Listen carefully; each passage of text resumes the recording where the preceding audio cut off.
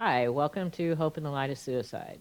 I'm Tammy White, the founder and CEO of the Bobby White Foundation. Hey, good afternoon. I'm Bonnie Snyder, your co-host Hey, well, we're back after a couple week hiatus from the holidays in a new and in a new studio. studio. It kind of looks like the old studio, but it is a new studio. Things are changed a little bit. Yeah, it's interesting when we say new studio, and it's like, wait a minute, guys, the set It's looks exactly the same. Well, oh, it's we're in a slightly new different. studio, but the set moves with us. When we move, the set goes. Yeah, So it, it's a new location. So we've yeah, think things are changed up a teeny bit, but yeah, a little bit. a little more intimate Yeah, here in this setting. yeah. I think I'm gonna like it. I think it'll be fun. So, I said we're back from the holidays. Um, how are yours? My holidays, were good. Very some things, we did some traditional things. We, did some things a little different. As, given, what we focus on, I look at how my holidays have progressed over the last few years. Mm-hmm. And I think about, the first year, no outside decorations in front of the house. Um, but I think I put a tree up, like nothing, no decorations on the tree. I just had a blank Christmas tree in my living room, nothing. The second year, so this has been 2019, just the tree. 2020, I think I got the tree up and a few ornaments, um, and very minimal outside lights. 21, I, tree up, decorated, got some outside, outside decorated. So there's a little more into it, last year. This year, got the tree decorated, got the, some outside lights up. What was different for me this year, though, I didn't put any like lawn decorations up. I didn't put like I have inflatables. Mm-hmm. And what was interesting is not putting up the inflatables had nothing to do with, I was feeling down or Mm-hmm. grief or anything like that. It had everything to do with the fact that it seemed like this year there was a rash of, little miscreants running around the respective neighborhoods slashing I heard about everybody's that. Yeah, inflatables. And, all over the west side of the county. I know I'm looking at, there's a, uh, uh, like a social media page called Nextdoor. Mm-hmm. And, I get Nextdoor pop, whenever somebody posts something, it pops up. I get those notifications. Why, I don't know, but it happens. And, people are, like we're talking about, you know, their inflatables being slashed. And there was one woman, I felt really bad for her. But you actually see this car pull up. You see these two young boys jump out of the car. You see them run over, into her yard, slash her inflatables, get back in the car and leave. Oh man. And I'm like, wow, too bad they don't, they couldn't get a shot of the license plate. License I plate. think, they've since been apprehended. So for me, I'm thinking, I don't know if I want to put in, the inflatables out today because I would be really upset if I came home and I found them slashed. But as I rode around on, my neighborhood, people who had theirs up, we didn't seem to have any issues. Well, that's good. Um, Yeah, there was a rash of that was going around this year, mhm. more so than what I've seen in years past. I think more people are putting them up Mm. too, and I guess kids think Kids that have nothing to do. yeah, um, but you got all festive too for Christmas. I did. I We did. have Rob. We have a We picture of do her have all that dressed up picture. for Christmas. You have that with her standing in front of the there. So Look at there, Bonnie. there is, and the funny thing about that is, I don't know if you could tell the lights on, the Christmas lights on the fireplace On with the those shirt. jammies. Oh That's yeah. actually that's a onesie. That is actually a onesie. I can't remember where I found it at. I don't know, maybe it had been like a Walmart or maybe Dillard's or something. Anyway, I don't remember where I found it at. But when I was like, what, I think I'm just gonna put something Christmassy on. So, she could see, like, that's my living room. And I was standing in front of the tree, and, Greg happened to have the day off. So, he was able to come down for Christmas. And I was like, yeah, so he's responsible for the picture. But as I have my hands in my pocket, I noticed that there's this thing, this, hard plastic thing in my pocket. You It's like, didn't know the what is lights this? turned on? And I realized, and I was like, oh my God, it's the, battery pack, with a switch on it. So I actually, turned the lights on. Oh, that's funny. And then, like, my neighbor, her daughter and her daughter's partner, were down, and they have a dog. And their dog, was jumping up on me, and Marty, her daughter's has, it, I don't know, they've been together for a while. Maybe they should be married, but her daughter's partner, Marty, was, like, oh my God, I'm so sorry, because the dog, and I mean, it pulled the tinsel of the garland off the top of the shirt. And so everybody was bummed out. They were thinking, oh my God, the dog, destroyed your shirt. And I was like, no, it's not a big deal. I said, it's fine. Well, I realized that garland Velcros to the shirt. So I can take the garland off if I wanted to. Oh, that's cool, though. But yeah, That's funny. I just decided, to, just be different. I think I bought that onesie several years back. That's the first time I think that I put it on. The other thing for me that I found that I did different this year that I was actually really proud of, I actually did Christmas shopping done early. I'm done and wrapped. I jokingly tell people I have 1 billion grandchildren. You do. But it's not a joke, Bonnie. No, You have a that's billion- reality. you have 1 billion grandchildren.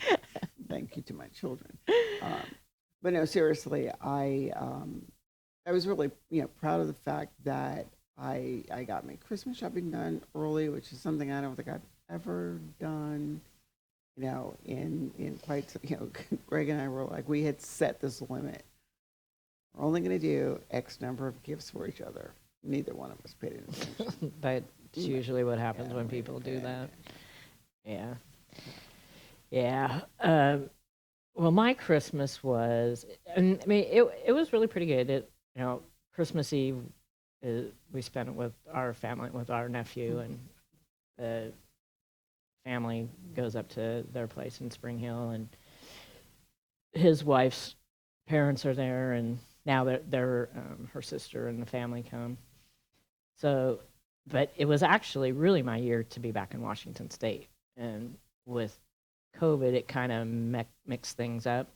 So when Bobby passed away, and my dad passed away within weeks of each other, the thing was I told my mom, well, I'll do every other year for Christmas. I'll go to Washington for 1 year and stay here with our family down here the other year. So my last year home was 2019, or home, Washington State, with my mom, and then COVID. And I was supposed to go home this year, but with still everybody being sick, and one of my nieces and her husband and 2 babies were living with my mom, and I just didn't feel comfortable traveling because I had gotten COVID in August. They had all gotten COVID in September. And it was weird because I was afraid of bringing something home to them, but then the babies and my nephew, they brought that all home to my mom's house, so I didn't go. And December 22nd, suddenly we lost my mom. I was going to say, you had a bit of a difficult. It started out, I mean, I was, very kind of conscious and going to be intent about this year. It's the 6th year without Bobby. Like I said, all our family, we still get together New Year's Eve every year, but I felt it was going to be, a better Christmas. It was going to be easier to get through. I put up my tree. I didn't do any outside stuff because I'm getting ready to paint my house, and I didn't want to have to go through all that. But I decorated the inside of the house and got a tree, and I posted a picture of the tree after I got it decorated, and my mom made a comment on there. I'm so proud of you. And so then, yeah, December 22nd, all of a sudden, it was sudden, but she passed away in her sleep very peacefully, but it was a shock to everybody. She was 81 years old, but she was still working part-time as a pharmacy tech at the time. So the last 2 weeks, yesterday was 2 weeks ago since she passed away. So the last 2 weeks have really been a lot of up and down of emotions. And, doing what we've been doing here for the last 2 years. And, granted, the main focus of our show is, suicide, loss, and grief. But we still have always included just grief of all sorts, wrapping it around that. And so dealing with what, we've dealt with over the last years, and then now dealing with the sudden death and grief related to my mom's death is so much different. And I guess I don't know if it's because of what we're doing that I'm more aware and paying attention to my feelings and what is happening than I would otherwise. But it's been weird and crazy. I mean, at first for several days it was the shock. Rob, I think one of the first pictures is actually the last Christmas that we were home in 2019. That's my mom on the left, I guess, and my brother and one of my sisters. It'd be our left. Are you right? Yeah. I have no idea, but you can tell. For us, we're looking at the screen. It's our left. But okay, the woman on the side of the picture, that's not Tammy. That's not me. On the other side. The opposite end of Tammy. So that was the last time I was home in so that's your mom, your brother, your sister? Yes. And I do have one other sister that's not there, but so that was actually the last time I saw my mom, was that Christmas.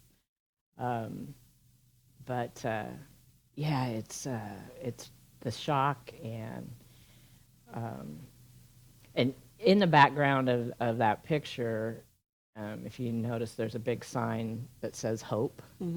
That's actually my maiden name. My mom's name was Mary Hope, and she loved her last name. So in this process through the last couple years with the other tattoos that I have gotten, I had been considering getting Hope on one of my fingers and love on the other hand. So when my mom passed away, I found a birthday card that she had sent to Bobby, one of the last ones she had sent to him, because when she would send him a birthday card, she would always sign it, Love, Mom and Dad, Hope, or Love ya, Mom and Dad, Hope. So that's the only where I could find her signature with the last name. So I had that tattooed onto my finger. I had that done exactly a week after she passed away. And my mom had the most gorgeous handwriting, always just beautiful cursive handwriting. So yeah, so that's what I've been dealing with through the holidays. Well, we, I know and I'm sure, those of us who follow us, are, you have our love, support, and condolences. It's always hard losing, a loved one any time of the year. I think, when we lose a loved one around a holiday, it puts a different perspective on that. Like, I will never look at Valentine's Day the same way. Oh yeah, exactly. And now, with your mom, and it's like Christmas, like every Christmas, it's like, okay, you think of what Christmas means to some people, and it's like, okay, it's rebirth. It's, very religious for some people. It means, absolutely nothing to others. It means, this is the day that I'm going to empty the bank account and, buy everything in the store, or I might buy, I'd be really Scrooge and thrifty, or and pity. But when you add on top of that, and oh, by the way, um, in addition to all of this, you know, merriment, goodwill, joy, and everything that we typically associate with Christmas too. And oh, by the way, I need to take time out to, celebrate, honor, grieve the loss of this person that's not here anymore.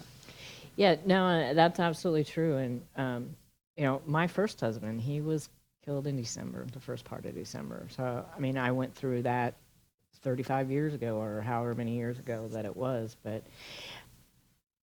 and, a lot of mother daughters have this, our relationship was kind of complicated, but we had it. And am kind of surprised with myself that it has hit me harder than I anticipated it to.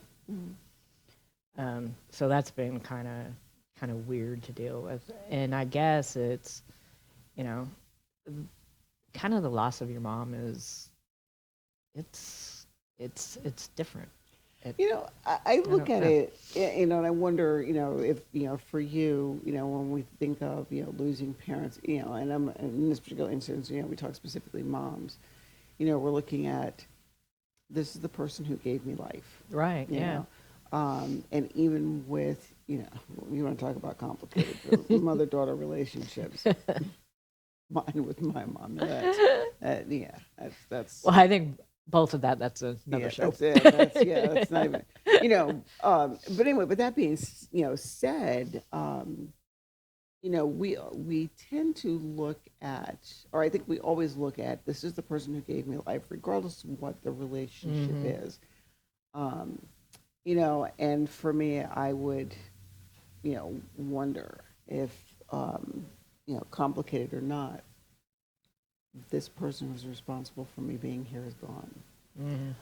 Or sometimes I find when relationships are complicated and one, person, in the relationship passes on, is there something I could have done to repair the relationship? Or more to point, now I don't and will never get the opportunity to really repair the relationship. I can repair how I'm feeling inside.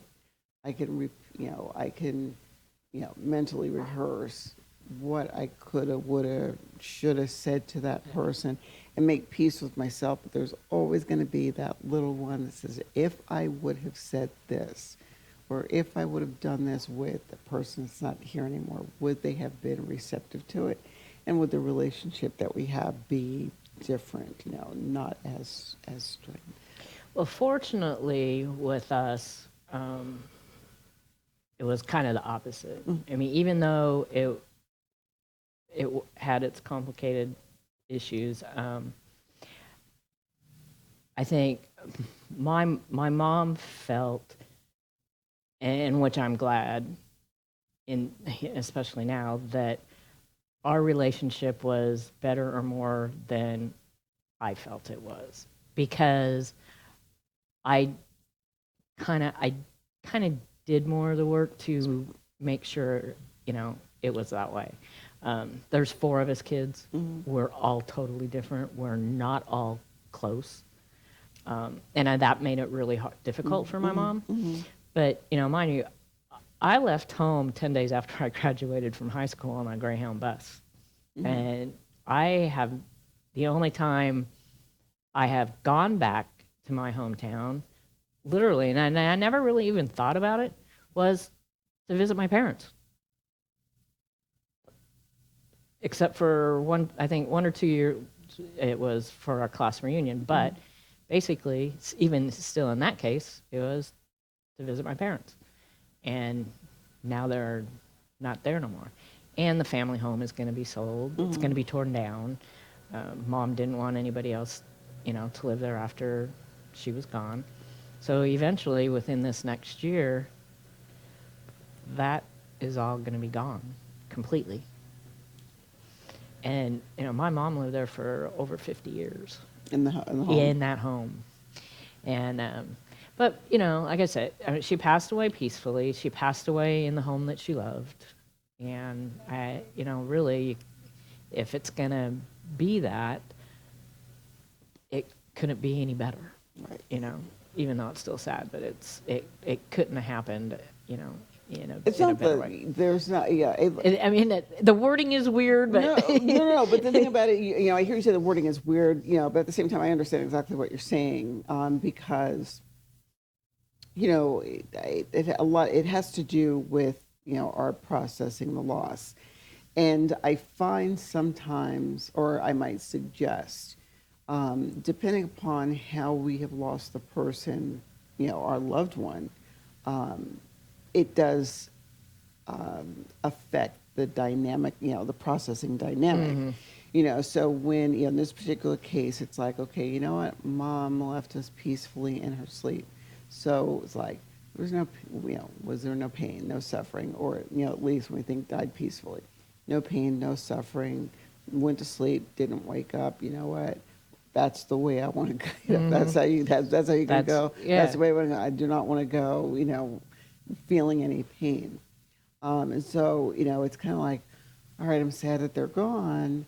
However, I don't have to deal with that second layer, like there's that first layer or second layer, whatever we're going to call it, is already gone. Versus, losing someone to a crash, a traumatic, Any event, suicide, and overdose, however. Those, are, a little different, because then you're like, what, if only that person, if only someone could have been there to save them, or if only that person wasn't doing this thing, in the case of a crash, if that person wasn't careless, my loved one would still be here, or if my loved one wasn't careless, they would still be here. Well, and even my mom kind of went through that when my dad passed away. He was in the hospital for about a month. He had fallen and kind of didn't break, but fractured his back in a couple places. And she went over that in her head. If I would have just been there more, if I would have just reconciled and let him come home, even though she would not have been able to take care of him, on her own. So she dealt with that when my dad passed away. And ironically, when my dad passed away, I had bought in plane tickets, and I had planned on going back to help my mom out for a couple weeks. Bobby was going to stay home and take care of our animals. And before that trip happened, Bobby took his life. And I'm kind of thinking, like, right around the time I should have been out with my mom, she had come down here when we had Bobby's celebration of life. So it was like, just in a matter of weeks, the tables turned very quickly. And so in the beginning of all this, we were kind of both going through similar things at the same time. And it's odd. It's odd for, a lot of people. She, like I said, she was a pharmacy tech for many, many years, and her customers just adored her. And I actually have had the privilege to speak to a couple of old friends of hers that contacted me through Facebook and wanted to know how she passed away and if there were going to be services. And there's not going to be any services. The funeral announcement should be out here shortly. But one of the gals I knew from when we were kids racing, she went to grade school with my mom. That's how long, Mom was born and raised. She never lived anywhere else but in our hometown. That's the only place she lived. And and then another gal, a couple that were friends of my parents, and she reached out and 'cause they wanted to know, and I'm like, I can't just write it on a message. So I said, if you want to call me, then I'll tell you what happened. And it was really cool, that so many people were reaching out and And your mom's wishes for no service? yeah. Yeah, she, and the funny thing is, and I've told this story before, years ago when my first husband passed away, we didn't have a funeral. We just had a celebration at a bar, and I scattered his ashes on the beach. And my mom back then, mind you, this was like over 35 years ago. My mom was appalled with me because I was not having a funeral. And mind you, she never met my husband and she didn't like him.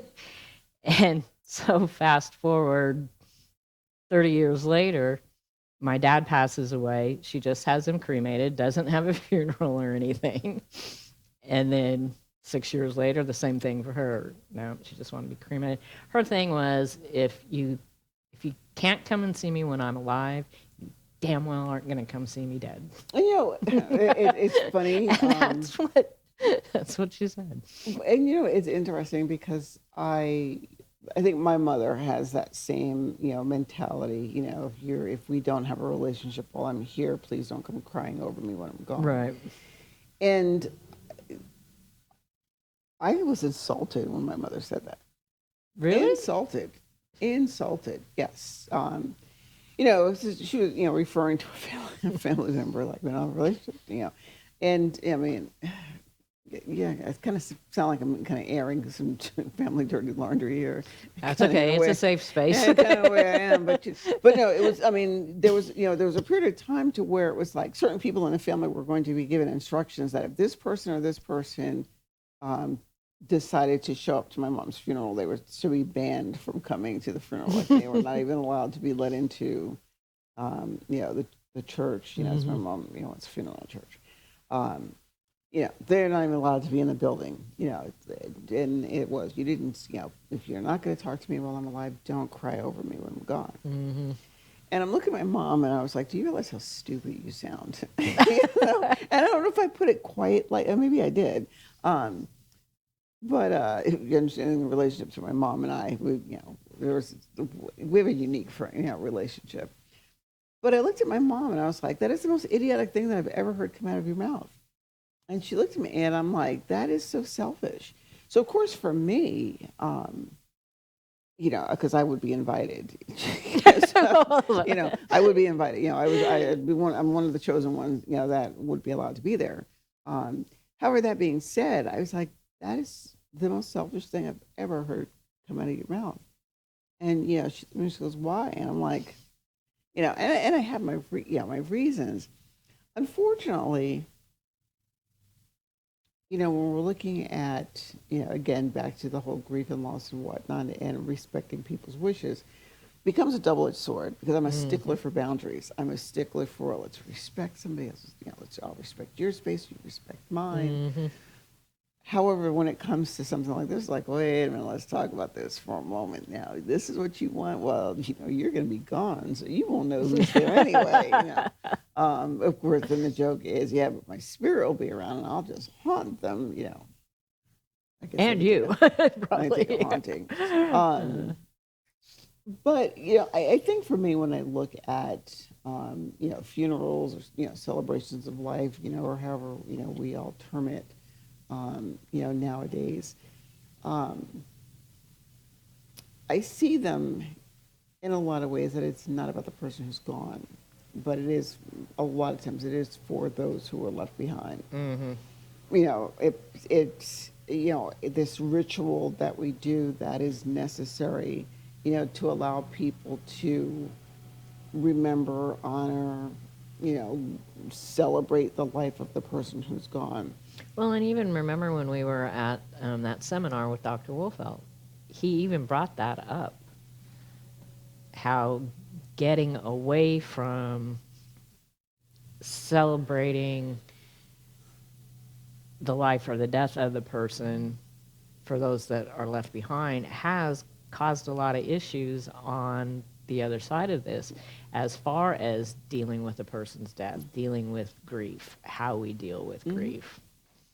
Yeah, I think we get hemmed up, so much in, tradition and, how we expect, certain things to be. I think back in the, 60s, 70s when I was growing up and you thought of, funeral, you wore black, you were quiet, and you knew that this was going to happen, and then this was going to happen, and then this was going to happen.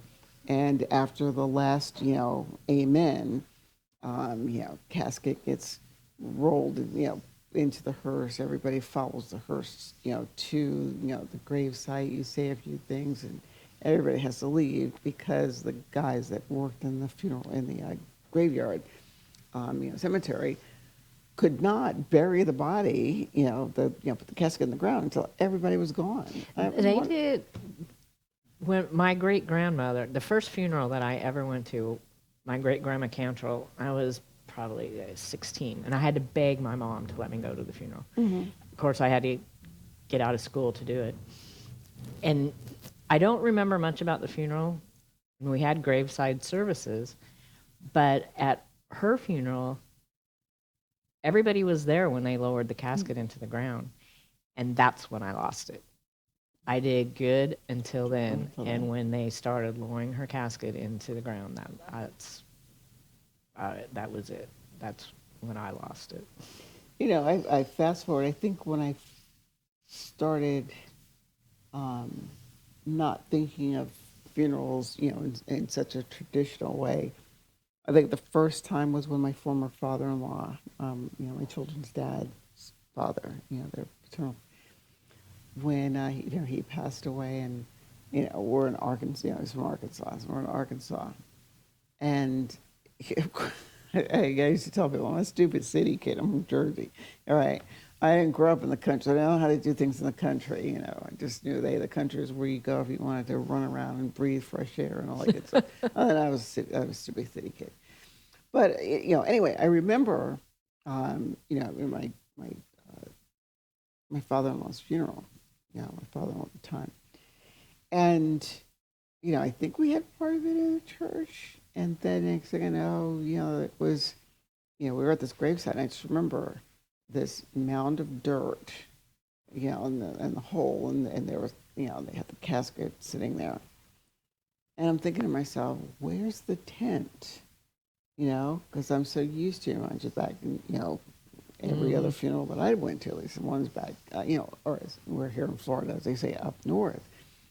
It was always, a pad of artificial grass, and like the dirt that was around the grave site was covered by, artificial grass, and you had the straps that, supported the casket as, you lowered it into the ground, you're there.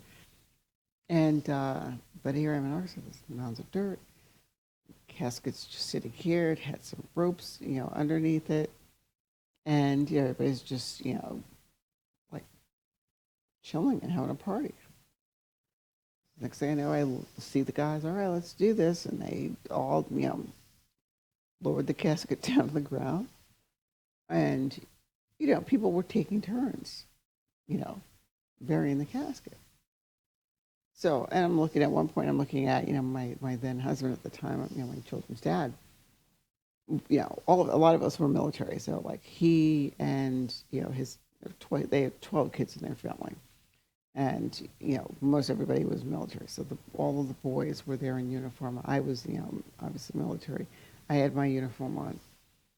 And I'm watching the guys, in their uniforms, take a turn, shoveling, dirt over and, over in the gravesite, or in the grave. When they weren't shoveling dirt, a few of them over here just, laughing and joking and, drinking beer. And of course, I'm like, what the heck's going on here? I've never seen anything like this before. But then I fast forward, when I lost my uncle, so it was traditional, this was up north. So, we had the, artificial grass and everything like that. But it was, all right, we got to have a shot for Uncle Ed. Everybody got a shot glass with, I don't remember what was in the shot glass. Toasted, here's to you, Uncle Ed. Drank the shot, and everybody, there were paper shot glasses, threw their shot glasses into the, the gravesite on top of the casket. Yeah. And of course, I'm sitting there thinking, are we littering Uncle Ed's casket? But it was like, oh, no. He's probably looking at us, laughing his butt off, saying, you go, guys. This is what I would want. So yeah, things have become so non-traditional. And and I think of some people who, you know, I listen to them plan, their respective services. So when I go, this is what's going to happen. I used to jokingly tell people, will not be cremated. I want to make sure I'm in blue, you know, put a bottle of Zima in one pocket, put my motorcycle key in my other pocket, and send me on my way. And I don't know how I feel. Yeah, that was, decades and decades ago. I don't know how I feel now in terms of, do I still want blue Zima and my bike key? I don't know. I haven't really thought too much about it with me. I have Bobby's ashes, how I got him back. He sits on his nightstand. And we were actually, my sister and I were thinking about it with my parents because my mom had my dad's ashes in a big eagle thingy. Mm. And my dad loved that property too. So, but my dad also had the ashes of at least one of his dogs and cat in his office. And so I was talking to my sister the other day about it, what we're going to, what's going to happen. And because, like I said, the house is going to be torn down probably within the next year. And so we come up with, I think what is going to happen is her family will spread my dad's ashes with his dog and a cat, partial ashes with my mom, because part of my mom's ashes is going to go on another gravesite with her boyfriend who passed away actually, I think it's 6 years ago today. Oh, wow. They were only together a few months, and it was actually her first love prior to my dad. And they kind of got back together for a few months, and then he passed away, and this is actually today is the anniversary of his death. But it's also one of my uncle's birthdays.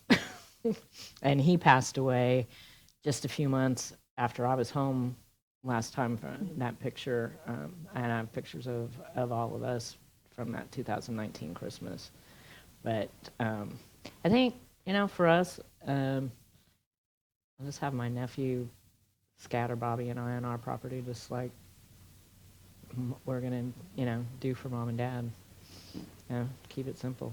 So they're going to spread them on the property, but sell the property. Yeah. I'm still here. I just want y'all to know I'm still here. Well, yeah, and it's gonna be weird, but she, they love that place.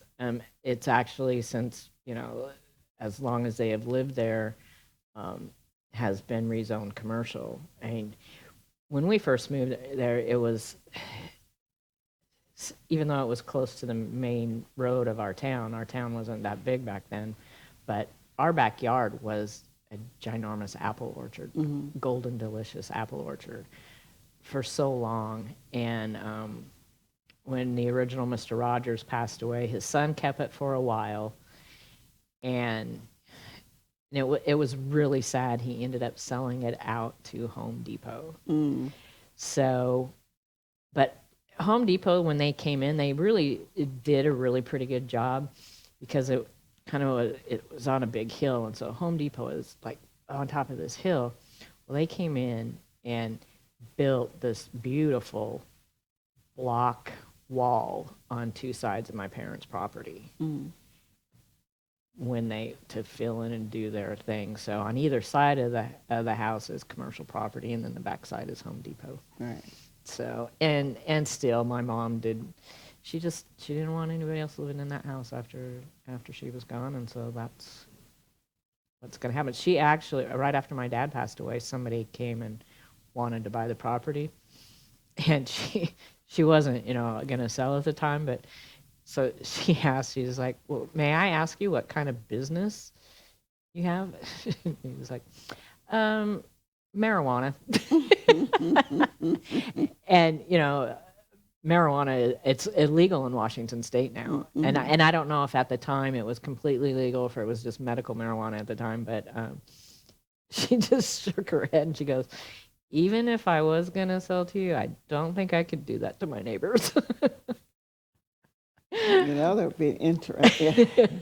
So now I don't know. Perfect growth opportunity. All right, Bonnie, stop. But anyways, yeah, Anyway. so it's gonna be a process. So this book now has even extra meaning I'm sure it does. this year, and I came across, and it's not in order because I don't even remember where we left off. I'm with you. I know we were talking about said we did the 6. Yeah, we We went did through the the sixth thing, 6. so I was kind of like, well, let's just kind of skip. I was kind of like looking at things to relate to like now, and just as like a couple of chapter headlines. Remember others who had a special relationship with a person who died, which is really kind of cool because that's relates back to, like I said, the friends of my mom who reached out to me after they found out, was really cool. I mean, these are people that I haven't seen since I was a kid or a teenager, at least. And I think Hearing stories. exactly, yeah. That what the next one. But I think it's important, if we didn't, just to remind people that our book is Healing Your Holiday Grief: 100 Practical Ideas for Blending Mourning and Celebration During the Holiday Season by our favorite grief expert, Dr. Alan Wolfelt. And as Tammy always reminds us, you get this book on Amazon. I did a lot of Amazon smile this holiday. I was like, yes, is that we've gotten out of the habit of reminding people how they Well, can yeah, we donate to have, the which foundation and support us and the show. And you get this on Amazon, or you can buy it directly through the foundation there's as well. on the actually on the website, the book is on the page from our show, to a Hope TV show page. You can go directly through there to purchase the book too. I gave out a couple of these before the holidays, from the foundation. So yeah, but yeah, don't forget, smiled.amazon.com. I did a lot of that too. Actually, I have 2 things coming today for me. Well, one's for the truck. But so anyway, so that is kind of like this. That I'm looking at like 28 and 29. The other one is tell the story over and over again if necessary. And just we were what was I? I was watching I think I was watching something the other day, and the question came up is what do you say to people, or do you say anything to somebody when you know that they have lost somebody and you see them in public, say, and they look like they're doing pretty good, and maybe you look at them and say, oh well, they look like they're they're pretty happy, they're in a good spot. I really don't want to bring up this death. I don't want to make them sad. Blah blah blah. Say something. Say something. They know this person died. They know this person died. Say something. Even if it's just, I'm sorry, I'm praying for you, just don't ignore it. Right, because I think, to that point, unfortunately, too many people labor under the belief that, if I don't say anything, then I'm not running the risk of upsetting the person. I'm not. I don't want to take the risk to upset this person or make things worse. So I'm not going to say anything. And as we talked about, suicide law. Sometimes it takes looking at somebody. Are you thinking about hurting yourself? Right. And it's like, wow, someone noticed, and that's the very thing that may take to save that person's life. But I like about, you hear, especially when it was like tell the story over and over and over again as necessary. And, what I found through my own journey with this is, there were people who, and I think of, one person in particular Pat was lost to an overdose. And I would listen to, a friend of mine, just talk about this person over and over and over again ad nauseum, like every single thing. And in my head, I'm like, will you just let it go? My gosh, let it go. I'm so tired of hearing this person's name. Just let it go. Different perspective when I was like, whoa, wait a minute. It's kind of like this for me it was an awakening. Let's tap the brakes and explore. When people are talking about their loved ones or they're telling the story over and over and over again, that is very cathartic, very soothing, very rewarding to that person to be able to keep you know their loved one's memory alive. And to me, when people ask me now, well, how did it happen, or yeah, how many children do you have? Okay, this is and it's gone from I have three.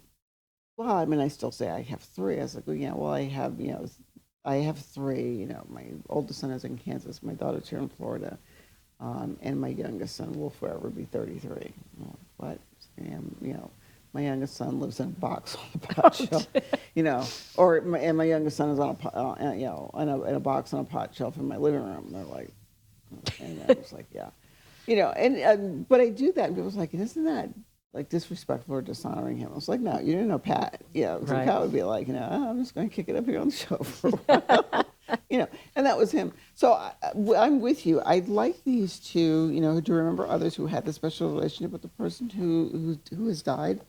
Um, because it's also to me, I find it's helpful to them to recognize, I see you, I know, and I know that you understand. Again, people who, and again, I'm using Pat, who are friends of Pat. I'll post something like a memory will pop up. I hate this. I miss him. I do hate this. I miss him. And some folks will chime in. I miss him too. Hugs and whatnot. And there's a person in particular. When she responds, I'm looking at it, it's like, I know of all the people in his life that miss him. I know, you don't have to convince me that you miss him, because I know. Mm-hmm. 'Cause I know. Well, there, this one bullet point that she has here under remembering others. Think about others who have been affected by this death: friends, lovers, teachers, neighbors. And this is what too that I'm finding with my mom. People coming out and commenting on my posts. Um, Several kids I went to school with who knew my mom. One of them just saw my mom a couple of weeks prior to this, and spoke with her, and again, her friends and her customers. Yeah, it's you kind of learn how much one person that you don't really think affects that many people does. Which is why I like what he has down here on the Carpe Diem. It goes, today, write and mail or email a brief support note to someone affected by the death. And again, I love that suggestion. Because when I find I'm telling someone else, I understand, what you're going through. I'm here for you. Um, it, it has not only like a cathartic effect on me. It's like I'm making somebody else feel better. It's like I'm relieving my grief by hoping that I'm relieving someone else's.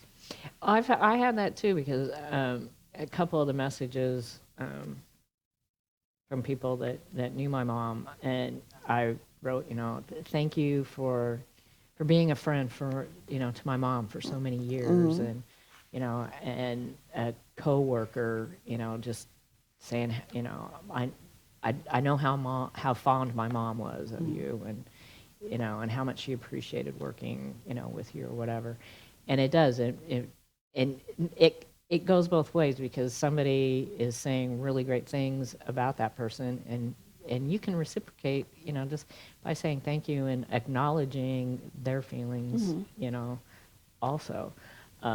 Like with our family, my mom was the oldest of 10.